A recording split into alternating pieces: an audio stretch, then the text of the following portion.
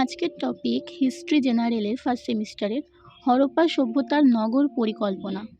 Answer: Harappa সভ্যতার অধিকাংশ গুরুত্বপূর্ণ কেন্দ্রই উন্নত নগর জীবনের বিকাশ ঘটেছিল বলে প্রমাণ পাওয়া যায়। এই সভ্যতার অন্যতম নগরগুলি ছিল হরপ্পা, মহেঞ্জোদারো, কালিবঙ্গান, চানহুদারো, কোটদিজি, আলমগীরপুর, রংপুর, বানওয়ালি, লোথাল, সুরকোটরা, রোজদি প্রভৃতি। প্রায় ৫,০০০ বছর আগে বিকশিত হওয়া এই সভ্যতায় উন্নত রাস্তাঘাট, ঘরবাড়ি, পয়ঃপ্রণালী, স্নানাগার, শস্যাগার প্রভৃতি নির্মাণ ও নির্মাণ কৌশল নগর সভ্যতার পরিচয় বহন করে। ঐতিহাসিক মার্টিমার হুইলার মনে করেন যে হরপ্পা ও মহেঞ্জোদারো নগর দুটি নির্মাণকালে সংগঠকরা নগর পরিকল্পনা বিদ্যায় যথেষ্ট দক্ষ ছিলেন। এই সভ্যতার নগর পরিকল্পনার প্রধান দিকগুলি ছিল: এক, আঞ্চলিক বিভাজন। হরপ্পা নগরটির দুটি অংশ নিয়ে, একটি পশ্চিমের উঁচু দুর্গাঞ্চল, অন্যটি পূর্বের নিম্নাঞ্চল।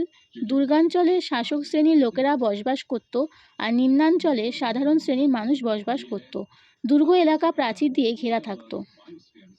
নাম্বার 2, রাস্তাঘাট। হরপ্পা সভ্যতার প্রধান রাস্তাগুলি শহরের এক প্রান্ত থেকে অন্য প্রান্ত পর্যন্ত বিস্তৃত ছিল। রাস্তাগুলি প্রশস্ত, সোজা এবং পরিচ্ছন্ন। রাস্তাগুলি 9 থেকে 34 ফুট পর্যন্ত চওড়া ছিল। প্রধানত রাস্তা থেকে একাধিক সরু গলিপথ বেরিয়ে যেত। রাস্তাগুলি সম্পূর্ণ নগরকে বিভিন্ন বর্গাকার বা আয়তাকার ক্ষেত্রে বিভক্ত করত।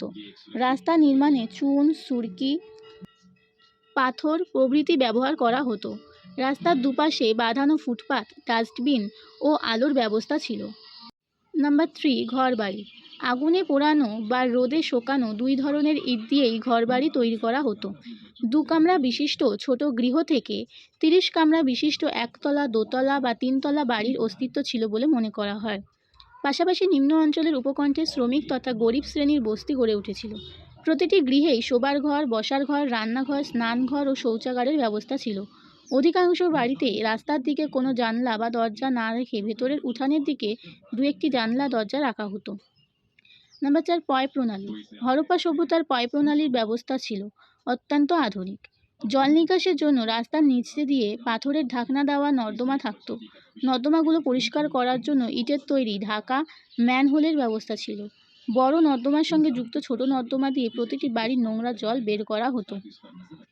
ডাস্টবিন। শহরের বাড়িগুলির সামনে ইট দিয়ে বাঁধানো ডাস্টবিন থাকত। বাড়ির যাবতীয় আবর্জনা এই ডাস্টবিনে জমা হতো। সেগুলো নিয়মিত পরিষ্কারের সুব্যবস্থা ছিল।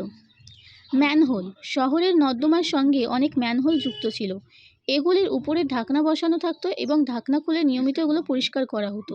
ঐতিহাসিক রামশরণ শর্মার মতে, পৃথিবীর আর কোনো প্রাচীন সভ্যতা হরপ্পার মতো স্বাস্থ্য ও পরিচ্ছন্নতার বিষয়ে এত গুরুত্ব দেয়নি।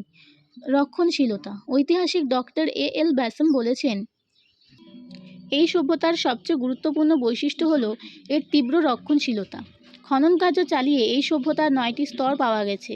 বিভিন্ন স্তরে খনন কার্য চালিয়ে মোটামুটি একই ধরনের জীবনযাত্রা প্রণালী, নগর পরিকল্পনা, ওজন বা মাপ ব্যবস্থা প্রভৃতির সন্ধান পাওয়া গেছে। অবশ্য শেষ দিকের স্তরগুলি সর্বত্রই অবক্ষয়ের ছাপ লক্ষ্য করা যায়। নগর দুর্গ। মহেঞ্জোদারোর 40 ফুট উঁচু একটি ঢিবির উপর একটি দুর্গের ধ্বংসাবশেষ আবিষ্কৃত হয়েছে।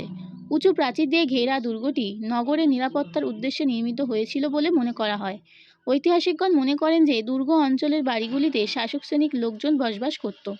কেউ কেউ মনে করেন যে এই নগরদুর্গ আসলে ছিল এই সভ্যতার পুরোহিত শাসকের রাজপ্রাসাদ। শস্যাগার। মহেঞ্জোদারো ও হরপ্পা দুই নগরে দুটি বিশাল আকারের শস্যাগার আবিষ্কৃত হয়েছে। হরপ্পার শস্যাগারটি রাভি নদীর প্রাচীন খাতের কাছে অবস্থিত ছিল। মহেঞ্জোদারোর ধ্বংসাবশেষে প্রাপ্ত সর্ববৃহৎ দালানটিকে শস্যাগার বলেই অধিকাংশ পণ্ডিত বলে মনে করেন। স্নানাগার। মহেঞ্জোদারোর দুর্গ অঞ্চলে 180 ফুট দীর্ঘ ও 108 ফুট প্রশস্ত একটি বিরাট বাঁধানো স্নানাগার আবিষ্কৃত হয়েছে। এর জলাশয়টি 39 ফুট লম্বা, 23 ফুট চওড়া এবং 8 ফুট গভীর। স্নানাগারটিতে ওঠা নামার জন্য দুদিক থেকে সিঁড়ির ব্যবস্থা ছিল। গ্রীষ্ম ও শীতকালে প্রয়োজন অনুসারে এখানে ঠান্ডা ও গরম জলের ব্যবস্থা করা যেত। জলাশয়ের একপাশে কয়েকটি ছোট ছোট ঘর ছিল। সম্ভবত স্নানের পর পোশাক পরিবর্তনের উদ্দেশ্যে এই ঘরগুলি ব্যবহার করা হতো বলে ডক্টর রামশরণ শর্মা অভিমত দিয়েছেন।